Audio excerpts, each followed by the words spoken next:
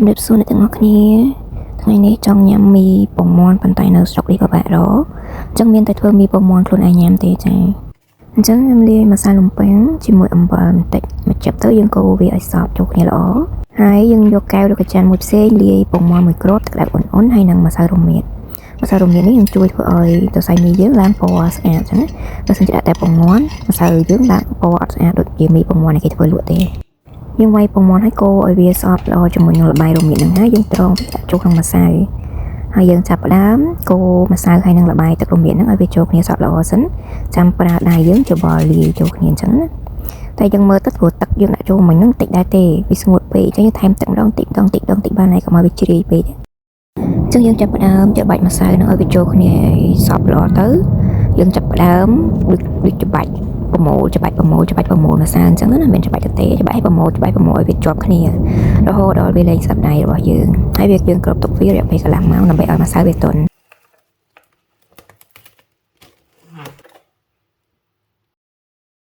ចាកន្លះម៉ោងក្រោយមកយើងយកម្សៅរបស់យើងមកហើយរោយម្សៅតិចពីក្រោមហ្នឹងនៅលើអាក្តារដែលយើងទៅធ្វើនំហ្នឹងហើយរោយម្សៅតិចពីលើម្សៅដែលយើងរោយហ្នឹងយើងអាចប្រើម្សៅពោតឬក៏ម្សៅដំឡូងក៏បីឲ្យវាស្អិតណាអញ្ចឹងយើងឈ្មោលច្របាច់ឲ្យវាឡើង smooth ឲ្យវាឡើងអាឡងល្អម្សៅហ្នឹង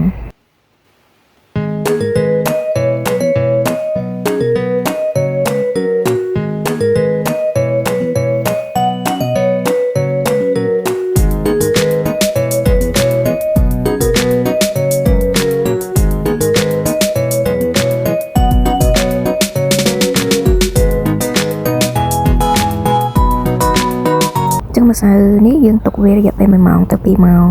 ឲ្យសាច់ម្សៅវាកាន់តែទន់ជាងមុនយើងទុកវានៅក្រៅសីតុណ្ហភាពក្នុងបន្ទប់ធម្មតាអត់ដាក់ចូលទូទេបន្ទាប់ពីរងចាំ1ម៉ោងទៅ2ម៉ោងក្រោយមកយើងចាប់ផ្ដើមរោយម្សៅបន្ទាប់មកយើងយកម្សៅដែលយើងបានទុកក្នុងរុំហ្នឹងយកមកកាត់ជាដុំតូចល្មមដើម្បីឲ្យយើងងាយស្រួលធ្វើឲ្យវាសំប៉ែតណាបើយើងមកកាត់ល្មមមកយើងធ្វើម្ដងឲ្យវាសំប៉ែតឲ្យវាស្ដើងបំផុតព្រោះយើងត្រៀមធ្វើការកាត់ធ្វើជាសរសៃមី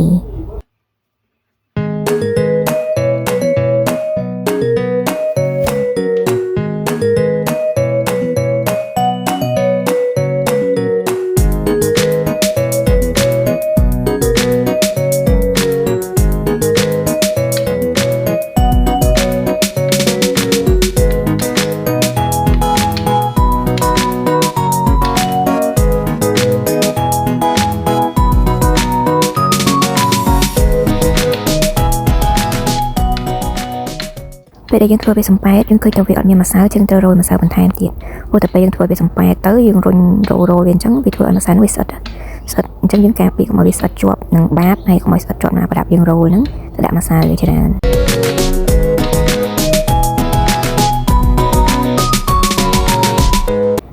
ខ្ញុំត្រឡប់មួយចំហៀងទៀតព្រោះស្នាឃើញវាស្អិតបាតហើយវាអត់មានម្សៅអញ្ចឹងត្រឡប់វាមកយើងដាក់ម្សៅថែមលើហ្នឹងឲ្យវាពេញហើយយើងរោលធ្វើយ៉ាងណាឲ្យសាច់ម្សៅហ្នឹងឲ្យវាស្ដើងបំផុតងាយស្រួលកាត់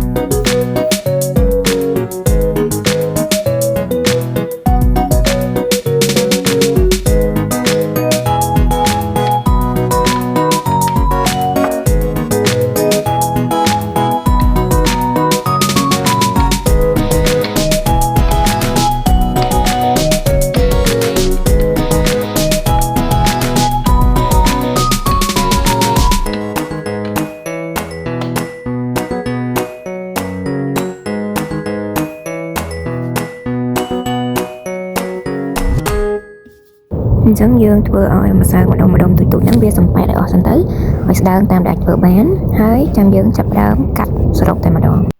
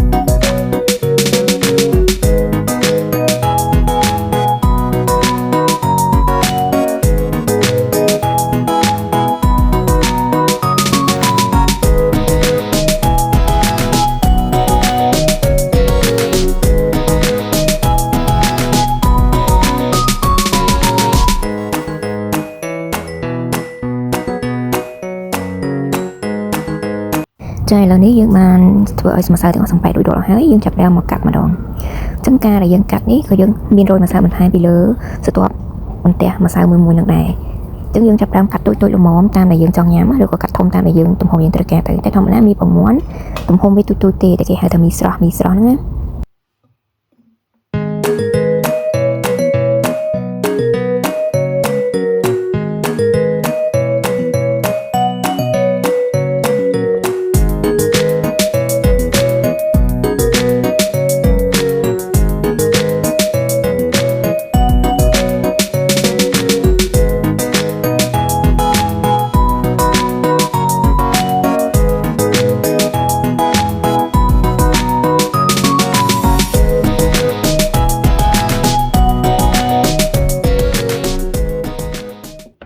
ពេលដែលកាត់ហើយកុំភ្លេចរោយម្សៅបន្ថែមទៀតម្សៅកាន់តែច្រើនកាន់តែល្អការពារកុំឲ្យវាស្អិត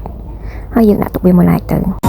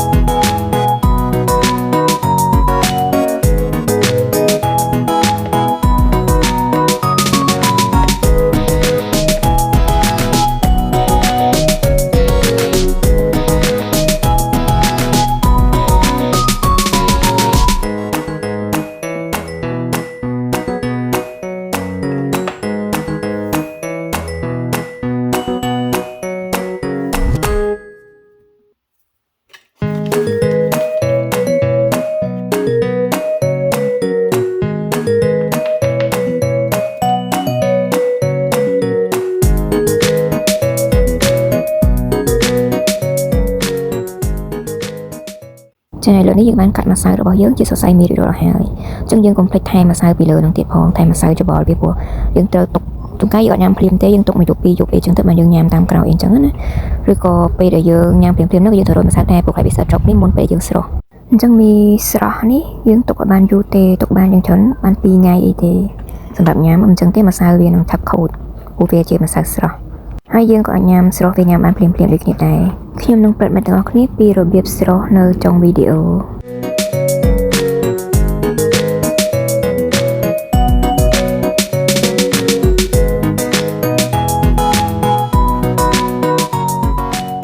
ដើម្បីស្រុះមីពងមាន់យើងត្រូវដាំទឹកឲ្យពុះសិនចាំយើងដាក់សរសៃមីយើងចូលហើយយើងត្រូវកូររហូតកូរកុំឲ្យវាជាប់បាតខ្ទះឬបាតឆ្នាំងរបស់យើងហើយឲ្យវាមកពុះទៀតទៅដើម្បីមើលថាសរសៃមីយើងឆ្អិនល្អនៅហើយចាំយើងស្រង់វាយកមកលាងទឹកត្រជាក់មកក៏បានដែរហើយយើងអាចញ៉ាំធ្វើជាស្រស់ទៅជាមីញ៉ាំស៊ុបមីស៊ុបអីចឹងទៅ